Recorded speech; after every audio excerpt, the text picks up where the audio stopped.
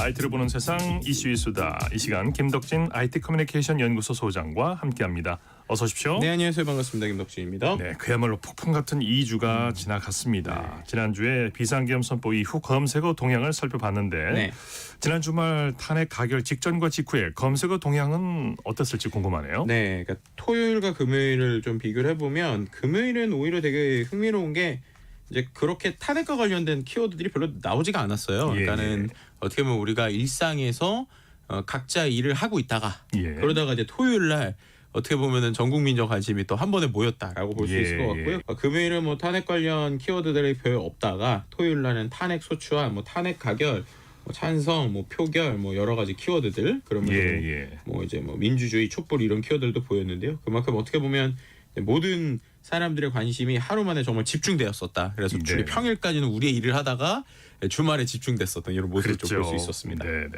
오늘 검색어 1위는 뭘까요? 오늘은요 좀 봤더니 이제 좀 어느 정도 정리가 되는 것 같아요. 그래서 오히려 뭐 경영, 뭐 저작권, 트럼프 뭐 이런 키워드를 보이는데 전반적으로 이제 우리나라의 경제나 경영에 대한 좀 그림들. 그러니까 어떻게 보면 그 다음 이제 정상으로 돌아가는 거죠. 이제 그런 모습들이 있었고. 그리고 이제 좀 연예인들 키워드들이 많이 보이더라고요. 그러니까 그만큼 이제 뭐 특정 연예인 방송에 대한 키워드라든지 이런 게 나오는 걸 보더라도 사람들이 온라인상에서 이제 예전처럼 뭐 뉴스도 보고 또 뭐 스포츠도 보고 연예인도 이제 뭐 관련 키워드 나오는 이런 것들이 좀 나오고 있는 상황이라고 볼 수 있는 것 같습니다. 이 검색어만 봐도 이제 시민분들이 어느 정도 일상을 되찾아 가시는 그런 모습인데 이제 검색이라는 게 이제 스마트폰만 있으면 언제든 누구든 어디서든 할 수 있는 당연한 일상이 됐는데 그렇죠. 이게 이제 사실 그렇게 오래된 게 아니에요. 이게 1990년대 이 말만 하더라도 자료를 찾으려면 검색이 아니라 도서관에 가서 복사를 하지 않았습니까? 그렇죠. 이제 지금 친구들한테 정보를 검색하거나 찾아라 이러면은 당연히 이제 컴퓨터, 인터넷 뭐 이런 건데 도서관에서 한 글자 한 글자 찾으라고 하면 이게 무슨 소리예요? 이럴 거예요. 근데 말씀하신 것처럼 한 1990년대 말까지만 해도 우리가 뭐 인터넷도 없었고 뭐 이 컴퓨터라는 것도 도스라는 게 있었죠. 그래서 이제 그때는 명령으로 컴퓨터를 다루다 보니까 아마도 그때는 컴퓨터 쪽 한다라고 하면 대부분 다 컴퓨터 학원 가야지만 할 수 있었고 우리가 뭔가 배우지 않고는 못했던 그 시절이 얼마 되지 않았습니다. 그러다가 이제 조금 지나서 이제 뭐 우리가 말하는 인터넷이라는 게 나오기 전에 모뎀을 기반으로 하는 텍스트 서비스들 많이 있었잖아요. 뭐 천리안, 뭐 하이텔, 유니텔, 나우누리 같은 PC 통신을 쓰고 그때는 또 이제 이게 이제 어떻게 보면 전자정보 게시 공간에서 막 찾고 막 이런 상황이었는데 지금 보면은 그게 되게 뭐 오래됐다고도 할 수 없는 시간 동안에 정말 빠르게 압축적으로 성장했구나 뭐 이런 것들도 볼 수 있었죠. 지금 뭐 SNS가 국경을 넘어서 전 세계 소통의 장이 되고 있는데 그때는 전화선을 컴퓨터에 연결해서 천리안 뭐 유니텔 같은 채팅 프로그램을 썼지 않습니까? 정말 엄청난 전화 요금이 나와서 부모님한테 꼬지람 받으셨던 분도 많으셨을 것 같아요. 당시에. 이렇게 또 질문이 나오니까 저도 어릴 때 생각이 나는데 학생 때 제가 PC통신을 하도 해가지고 많이 쓰셨을 것 같아요. 저희 아버님을 제가 신용불량 지원을 그 정도였습니까? 얼마나 나왔나요 당시 그러면? 그렇다기보다는 이제 아버지 몰래 이제 그 요금을 뭐 이런 얘기하면 좀 민망하지만 이제 제가 이제 고등학생 때부터 같은데 아버님 몰래 주민등록증으로 이제 통신을 번호를 하나 만들어가지고 그거 가지고 이제 돈을 계속 나가는데 아버님이 몰랐던 거죠. 제가 그때 이제 지로이치였으니까. 결국 아셨을 거 아닙니까 아버지가? 네, 그래서 이제 그때 기억에는 이제 PC 통신을 사용하는 것도 비용이 있었지만 지금은 우리가 인터넷을 쓰면 뭐 인터넷 쓴다고 추가 비용 안 내잖아요. 근데 그때가 인터넷 완전 초창기였어서 기억을 하는 게 PC통신 같은 거 가입하는 게 한 9,000원 정도였고 인터넷을 쓰려면 15,000원을 더 내고 그리고 또 쓸 때마다 시간당 분당 30원인가 40원씩을 냈어요. 아이고 그랬군요. 그래서 그때 뭐 해봤자 90년대 중반인데 거의 뭐 한 달에 인터넷 통신 비용으로 10만 원 넘게씩 계속 몇 달이 쌓였어서 거의 수십만 원이었어서. 그러면 지금 돈으로 환산하면은 한 꽤 되는 돈일 텐데요. 죄송합니다 아버님. 그래서 그것 때문에 고생을 한 적이 있는데 정말 그때는 그렇게 해야지 인터넷을 쓸 수 있었잖아요. 근데 지금은 뭐 우리가 IT 환경의 변화로 인해서 뭐 이렇게 종량제도 아니고 뭐 한 달에 몇만 원 정도 내면 쓸 수 있거나 뭐 스마트폰을 통해서 전 세계랑 SNS 다 연결되고 있으니까 제 입장에서 보면은 야 이제 참 우리 아들이 그럴 일은 없겠구나 이런 생각을 좀 하게 하는 이런 일인 것 같습니다. 김덕든 소장님 당시 쫓겨나실 뻔했네요. 집에서. 그러니까요. 네. 참 죄송했습니다. 네.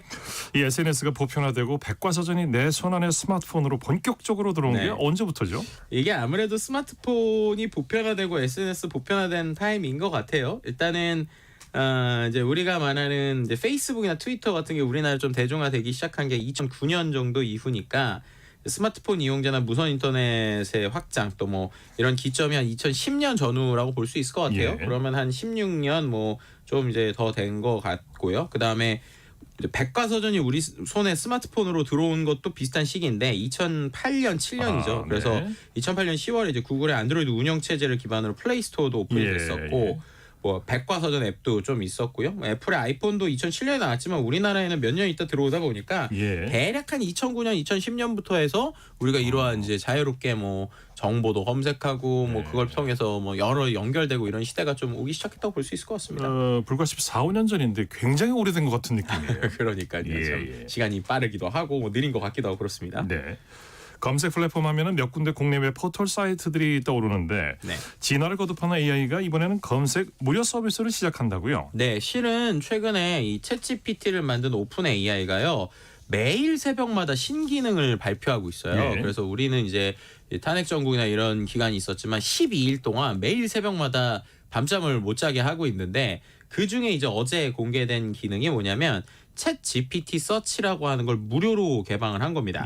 실은 이제 이게 유료 사용자한테는 이미 얼마 한두 달 전부터 있었는데 10월에 출시가 됐었거든요. 근데 이번에 완전히 무료로 이제 모든 사람들에게 공개를 한 거예요. 좀 미리 말씀드리면 챗GPT가 이제 유료로 한 22달러 내고 써야 되는데 요즘에 이제 사용자들을 넓히려다 보니까 무료로도 좀 꽤 많이 쓸 수 있거든요. 무료로 쓸 때 기능들이 좀 몇 개가 막혀 있었는데 그 중에서 이제 말씀드린 검색 기능이 이제 열었다고 보시면 될 것 같습니다. 그래서 이 기능을 통해서 뭐 여러 인터넷에 있는 정보도 보고 스포츠 보도 뭐 주식 시세도 볼 수 있고요. 이런 것들을 이제 제가 만약에 어떤 질문을 했을 때 이 AI가 이거는 인터넷도 검색해야 될 것 같다라고 하면 이제 본인이 인터넷 서치까지 해서 내용을 주는 형태라고 보시면 될 것 같고요. 그다음에 이게 이제 모바일 환경에서는 주소나 전화번호 등을 더 잘 받을 수 있게 구조가 돼 있고 애플의 iOS가 아이폰에서는 최근에 이게 이제 애플에 있는 앱들하고도 이제 연결이 되기 시작을 했어요. 그러다 보니까는 음성 모드에서도 좀 서치를 쓸 수 있다거나 이런 변화들이 생겨서 기존에 있었던 검색하고는 또 이제 한 차원 다른 AI 기반의 검색들이 생기고 있다 이렇게 좀 말씀을 드릴 수 있을 것 같습니다. 기존의 검색 플랫폼들이 긴장하겠는데요. 기존의 검색 툴과 AI 검색은 어떤 차이점이 있습니까? 가장 큰 차이는 이 녀석이 그러니까 AI 검색은요 답까지 알려준다는 거예요. 자 이게 무슨 말인가 생각을 하면 예를 들면은 저희가 인터넷에서 검색이라는 행동을 하면요. 검색의 결과가 어떤 게 나오죠? 저희가? 보통 뭐 뉴스가 나오거나 인터넷 팩트만 전달해주고 그런 것도 있지만 이제 제일 궁금한 예를 들면 이런 거잖아요. 제가 뭐 예를 들면은 뭐 KBS 오늘 밤 1라디오가 몇 시에 할까 이렇게 질문을 한다고 얘네들이 답을 주는 게 아니라 관련 인터넷 사이트에 링크만 주잖아요. 그렇죠. 그럼 이제 사람이 들어가서 눌러보고 확인을 하고 내가 이거 맞나 틀리나 이제 확인을 해야 되는 그런 거잖아요. 절차를 거쳐야 되죠. 이제 그러다 보니까 우리가 예를 들어서 인터넷 검색을 할 때도 문장으로 검색하는 게 아니라 뭐 예를 들면 오늘 밤 1라디오 이렇게 검색하면 나오는 수많은 정보 중에 눌러서 확인을 하는 거잖아요. 그런데 이제 AI 검색은 뭐 해주는 거냐면요. AI가 저 대신에 검색 사이트를 들락날락 하면서 제가 궁금한 내용들을 정리를 해서 그거를 답을 주는 거예요. 이게 가장 큰 차이죠. 그러니까 뭐 예를 들면은 제가 오늘 밤 라디오 몇 시에 시작해? 그럼 얘가 이제 뭐 10시 5분 뭐 10시 10분입니다 라는 내용을 KBS 사이트에서 보고 와서 대답을 하는 거예요. 그런데 이제 여기서의 제일 중요한 점은 기존의 챗GPT한테 물어보도 얘가 대답을 하긴 했거든요. 근데 이게 맞는지 틀리는지 우리가 확인을 할 수가 없었어요. 왜냐면 이 녀석은 자기 머릿속에 있는 걸 갖고 그냥 대답을 하는 거니까 우리 시험 보는 걸로 치면은 이제 우리가 중간고사 전에 벼락치기 해서 들어가는 거랑 비슷한 거예요. 이 챗GPT가. 그러니까 분명히 머릿속에 답이 어디 있긴 있는데 이게 맞는지 틀리는지 자기도 정확하게 검증이 안 되고 어떤 거 보고 왔니? 그럼 얘가 답을 못 하는 거예요. 그런데 이제 지금 이 AI 기반의 검색이라는 건 쉽게 말해서 이 녀석이 오픈북을 하는 겁니다. 그래서 이 녀석한테 인터넷 검색 찬스를 주는 거예요. 그러니까 시험 문제를 내놓고 이거에 대해서 너가 인터넷 검색해봐 라고 시키는 거예요. 그럼 이 녀석이 인터넷을 검색한 다음에 정리를 할 거잖아요. 데이터가 엄청 쏟아질 거 아니겠습니까? 그걸 정리를 해야 되잖아요. 그렇죠. 그러니까 아주 빠르게 정리를 해주는데 거기서 큰 차이가 뭐냐면 얘가 어떤 사이트를 보고 와서 대답하는 겁니다라는 걸 적어준다는 거예요. 네, 그럼 이제 가장 큰 게 이 녀석이 맞는 얘기를 하는지 틀린 얘기를 하는지 우리가 확인할 수 있다는 거죠. 네. 그러면은 이제 우리가 이거를 일을 할 때 이제 쓸 수 있다는 게 중요한 겁니다. 그런 차이점이 있군요. 네, 그래서 이제 이러다 보니까 이 녀석이 기존에 있었던 구글 검색이나 우리가 기존에 쓰고 있었던 검색의 점유율을 좀 빨리 뺏어갈 수 있는 거 아니냐라는 얘기가 나오고 있고요. 예. 실제로 구글이 지난 6월에 그 우리가 쓰는 구글 검색의 점유율이 80%였거든요. 근데 이게 6개월 만에 78%로 하락을 했습니다. 네. 2%가 되게 별거 아닌 것 같지만 검색 점유율 1%가 광고로 치면 1조 원 이상 규모예요. 그러니까 이 1%만 가져오면 거의 광고에서 광고 시장 1조를 가져오는 건데 네. 챗GPT가 지금 검색 시장 점유율이 5%까지 증가를 했어요. 네. 그러니까 기존에는 사람들이 이걸 검색으로 안 쓰다가 말씀드린 것처럼 이 이제 AI 검색 기능이 붙은 지 얼마 안 됐거든요. 근데 이 녀석을 이제 5%까지 쓰니까 사람들이 이제 어떻게 보면 여기에 이제 광고를 쓸 수 있겠구나라고 생각할 수 있고 반대로 구글 입장에서 보면은 지금 2%가 떨어지면 2조 원이 떨어지는 거니까 상당히 뭐 충격적이라고도 볼 수 있는 것이죠. 네네. 최근에 이런 일이 있었어요. 미국 하버드 대학이 자대학 도서관의 데이터를 API로 풀었다. 이게 무슨 얘기입니까? 그 API는 또 뭐고요? 일단은 그 API가 뭔지에 대해서 간단하게 설명을 드리면 이건 이제 영어로 치면 어플리케이션 프로그램 인터페이스인데 좀 어렵고요. 그냥 대화를 할 수 있는 어떤 창구다라고 설명을 드리면 될 것 같아요. 자, 이게 뭐냐면요. 이 하버드 대학에 도서관에 데이터들이 막 있을 거잖아요. 근데 그 데이터에 막 어떤 프로그램이 접근하고 싶어요. 예를 들면 제가 어떤 특정 앱을 만들었다고 생각을 해볼게요. 그런데 그 앱에는 전 세계에 있는 내용들을 제가 막 다 찾아볼 수 있는 거예요. 근데 원래 그런 걸 만들려면 저 A라고 하는 도서관에 제가 맞춤으로 뭔가 데이터를 만들어야 돼요. 그러면 그거를 접근하기 위해서는 일단은 도서관에 얘기를 해서 제가 그 데이터를 받을 수 있나요? 허락을 받아야 되고 허락을 받아서 정말로 만약에 허락을 해준다. 그럼 지금까지 어떻게 됐냐면 저 도서관을 위해서 우리가 별도의 프로그램을 막 만들어야 되는 거예요. 그러면 제가 만약에 전 세계에 있는 모든 도서관에 그렇게 연결을 한다면 이게 너무 오래 시간이 걸릴 거고 되게 서로 번거로울 거잖아요. API라는 게 뭐냐면 약속을 만들어 놓은 거예요. 그래서 우리 데이터에 접근하는 거는 이 표준적으로 ABC라는 방법이 있어. 그래서 너도 ABC라고 하는 열쇠만 연결하면 우리 거를 가져갈 수 있게 교통 통로로 연결해 줄게 라는 게 쉽게 말하면 API라고 보시면 됩니다. 그러니까 API로 풀었다라는 건 뭐냐면 우리가 가지고 있는 수많은 데이터를 다른 사람들이 접근할 수 있게 표준화된 도로를 만들어준 거예요. 그래서 그 도로에 그냥 이 사람이 도로에 접근할 수 있게 그냥 연결만 하면 바로 가져갈 수 있게 구조를 만들어 놨기 때문에 제가 뭔가 별도로 도서관에 허락을 받거나 도서관에 막 사람들에게 이거 뭐 연결하려면 어떻게 해야 돼요 이럴 필요 없이 그들이 가져온 매뉴얼대로만 제가 연결만 하면 그 데이터를 쓸 수 있다라고 이제 설명을 드리면 될 거고 이런 게 이제 API가 데이터를 통해서 공개가 됐고 표준화가 됐다 이렇게 이제 표현을 하는 거로 보시면 됩니다. 그러니까 특정 회원만을 대상으로 하거나 유료로 자료 검색 기능을 할 수 있게 했었는데 이것마저도 이제 AI가 무료로 접근하거나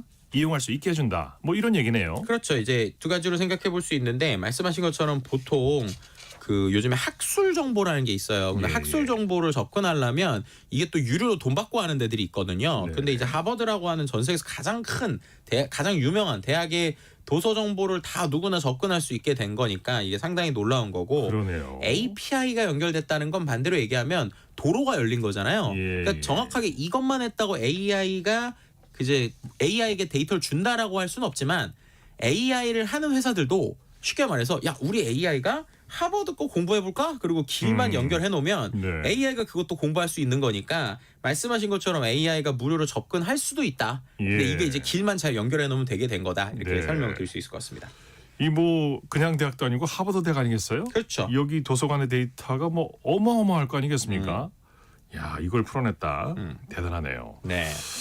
이용자 입장에서는 뭐 별도의 비용 없이 검색 기능을 쓸 수 있다는 게 편리하긴 한데 자 이렇게 되면 지적재산권 문제가 발생하지 않을까요? 엄청 크죠. 예를 들면 한번 생각을 해보세요. 제가 말씀드린 것처럼 지금까지의 검색이라고 하는 건 네. 인터넷을 우리가 검색을 했을 때 얘네 검색 사이트가 보여주는 건 연결되는 링크잖아요. 예. 그럼 사람이 그걸 보려면 원 사이트에 들어가야겠죠. 예. 그럼 들어간다고 누르게 되면 생각해 보시면 우리가 대부분의 뉴스 사이트도 그렇고 예. 블로그 사이트도 들어가면 광고라는 게 뜨잖아요. 그렇죠. 그래서 이제 이 글을 쓰는 사람이 내가 글을 써놨어도 사람들이 여기 들어오면은 광고를 보니까 자기도 수익이 조금이라도 생기잖아요. 네. 그렇게 되니까 그걸 이제 공개를 한단 말이에요. 언론사 입장에서 보면은 언론사들이 링크를 포털 사이트에 걸어놓으면 또 그거에 대한 사용료를 좀 받잖아요. 예. 이제 그러니까 네이버 같은 데에다가 이제 뉴스도 올리는 건데 중요한 건 이거는 AI한테 검색을 시키면 AI가 그 사이트에 저 대신 들락날락해서 저한테 답변을 그냥 주잖아요. 네. 그럼 제 입장에서는 그 사이트에 들어가 볼까요? 안 들어가 볼까요? 들어갈 일이 없죠. 그렇죠. 네. 그럼 이제 여기서 큰 이슈가 생기는 거죠. 예. 왜냐하면 그전에는 사람이 한번 들어가서 눌러볼 때마다 네. 어쨌든 저 사람이 정보를 제공하는 사람 입장에서 광고가 됐든 비용이 됐든 조금 생겼잖아요. 네네. 근데 이제 AI가 그거를 다 이미 공부를 해놨어요. 그렇죠. 그럼 그런 사람이 문제가 거기 안 생길 수 들어가도 있어요. 돼요. 네. 그러면 이제 그 부분에 있어서 이제 글을 쓰는 사람 입장에서 야 우리가 AI가 그걸 하는 게 아니라 내가 글 써서 사람들이 들어와서 광고비 받아야 되는데 예. 쟤네들이 그렇게 하면 이거 문제 있는 거 아니야? 라고 하는 게 지금부터 벌써 생기고 있어요. 그래서 예. 1차적인 지적재산권 문제가 바로 그겁니다. 그러니까 저작권에 대한 무단 사용이라는 부분이 얘네들이 예를 들면 링크를 가지고 정리만 하더라도 어쨌든 내 출처를 갖고 정리를 했기 때문에 네. 이거는 우리한테도 저작권을 줘야 된다라고 하는 게 있고요. 근데 두 번째는 이거에 대해서 상충되는 개념이 있어요. 그게 공정이용이라는 개념인데 공정 이용. 네, 이거는 예. 뭐냐면 특히나 우리나라에도 이제 공정이용이라는 게 있습니다. 네. 이게 연구를 대상으로 하거나 학술적으로 할 때 텍스트 데이터를 모으는 거에 대해서 인터넷에 있는 건 다 인터넷에 누구나 접근할 수 있으니까 공정이용이야라고 할 수 있는 부분에서의 또 국가적인 이슈들이 있어요. 네. 우리나라 입장에서 보면 아까 말씀드린 대로 야 그거 어차피 인터넷에 있는 거 얘네가 보여주는 거지 굳이 너네 사이트 안 눌렀다고 이 데이터를 모으는 그러니까 크롤링을 하는 행위에 있어서는 공정이용이라는 게 또 되게 애매하게 있거든요. 네네. 그러니까 이게 약간 귀에 걸면 귀걸이, 코에 걸면 코걸이긴 한데 그런 이슈로 또 방어가 되니까 그럼 이게 결국 해결이 안 되면 어떤 문제가 생기냐면 글 쓰는 사람들의 의욕이 떨어질 수 있다는 거예요. 그렇죠. 포인트는. 그럴 수 있죠. 그래서 충분히. 제가 이제 광고 예를 들면은 다른 사람들이 안 보는 여행 블로그를 열심히 썼는데 여행 블로그에 사람들이 들어와 가지고 막 내가 광고 수익이 생기니까 더 써야지 그랬는데 갑자기 어느 순간 AI가 제 거를 그냥 대충 박아가요. 그렇죠. 퍼가. 그러면 이제 그다음부터 사람들이 안 들어와요. 그러면 내 입장에서는 한 달에 예를 들면 10만 원씩 생기던 게 10,000원도 안 생기면 네. 에이 내가 글 써야 되나? 이렇게 되면 그렇게 될 수 있죠. 궁극적으로는 이 퀄리티 자체가 떨어지게 되는 거 아니냐라고 하는 고민들이 지금부터 생기고 있고요. 예. 그래서 그런 이유들 때문에 실제로 지금 오픈 AI가 언론사들이나 이런 데들한테 조금씩 우리가 수익 쉐어를 하겠다 이런 얘기들을 조금 하고 있는 상황이다라고도 말씀드릴 수 있을 것 같습니다. 실제로 챗GPT 내에서도 이런 문제가 벌써부터 제기되고 있고요. 네. 기존의 창작자들의 우려가 적지 않죠. 네, 맞습니다. 방금 말씀드린 거는 검색 사이트에서 생기는 문제인데 그걸 넘어서서 이 말씀드린 것처럼 챗GPT 같은 녀석들이 공부를 열심히 해서 답변을 하는 거잖아요. 그럼 이제 여기서 중요한 게 공부를 뭘 보고 했느냐라는 거예요. 뭘 보고 공부를 했느냐. 예를 들면 지금 소설도 어떤 거냐면 예를 들면 우리가 특정 소설가의 스타일로 써달라. 그럼 얘가 써주거든요. 근데 그게 어떤 걸 보고 공부했느냐 보면 이제 그 작가들이 자기가 아주 좋은 취지로 자기 글 일부를 누구나 볼 수 있게 오픈을 해놓은 거예요. 네네. 그럼 이제 그거는 예를 들면 내게 좀 비용이 좀 들더라도 모든 이제 사람들이 쉽게 쓸 수 있게 이 사람이 그거에 대해서 저작권을 좀 어떻게 보면 양보한 건데 네. 문제는 그렇다고 그거를 AI가 공부 글밥으로 먹여서 AI가 그걸로 나랑 똑같은 소설을 쓰라고 오픈한 건 아니거든요. 네네. 그런데 이거를 그냥 일단 수집을 했다라는 거예요. 그러니까 당연히 해외에서 예를 들면 우리가 알고 있는 반지의 제왕을 쓴 톨킨이나 이런 사람들이 실제 이거에 대해서 이제 오픈 AI에 대해서 소송을 걸고 있는 상황이고요. 예. 두 번째로 최근에 영상 만드는 AI들이 있는데 이 영상을 만들기 위해서는 결국 영상들을 보고 학습을 했어야 됐잖아요. 네네. 근데 이번에 나온 소라에서 게임을 그려달라고 하면 우리가 알고 있는 슈퍼마리오 같은 게임 있지 않습니까? 그걸 얘가 영상으로 똑같이 만드는 거예요. 그럼 이제 우리가 그런 생각하는 거죠. 제가 그럼 뭘 보고 저걸 공부했길래 저 비슷한 게임을 똑같이 영상으로 만들지? 네네. 이거 그러면 그 게임을 얘네들이 저작권에도 인정 안 받고 저 게임 회사 거 허락도 안 받고 네. 영상 공부시킨 거 아니야? 라고 하는 이제 문제들이 이제 나오는 거예요. 예전에는 저작권이라고 하는 게 게임은 게임을 위해서만 도용이었는데 그게 아니라 요즘에는 이제 지적재산권이라고 그래서 우리가 게임에 쓰는 캐릭터를 뭐 갖고 뭐 빵을 만들든 영상을 만들든 다 돈을 내야 되는 시대잖아요. 근데 게임에 있는 거를 그대로 얘한테 그려보라고 했더니 똑같이 그린다. 그럼 얘네는 게임 회사한테 허락 안 받고 이거 그냥 공부시킨 거 아니야? 라고 하는 문제들이 지금 생기기 시작을 하는 거예요. 그래서 그런 부분들이 결국에는 기존 창작자들에 대한 우려 그리고 이제 기존 창작자들이 자신 거를 보호하려는 행동 그리고 그 안에서의 소송들 이런 것들이 지금부터 한 1년, 2년은 엄청나게 본격화되고 많이 이야기가 나올 것 같긴 합니다. 옛날에 뭐든 손으로 찾고 머리로 익혀야 했던 시절이 있었는데 이제는 뭐 나만의 데이터베이스가 이제 사라지는 그런 소리가 들려요. 과거에 이제 전화번호도 몇십 개 정도는 쉽게 외우고 다녔는데 요즘에는 가족 그 휴대폰 번호도 못 외우는 분들이 참 많아요.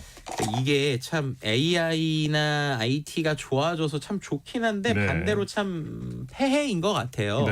실은 옥스퍼드대에서 2024년에 올해의 단어로 뽑은 게 있는데요. 뭔지 아세요? 브레인 로트라는 말인데 로트가 우리나라 말로 직역을 하면 뇌썩음, 썩다. 뇌썩음. 그렇죠.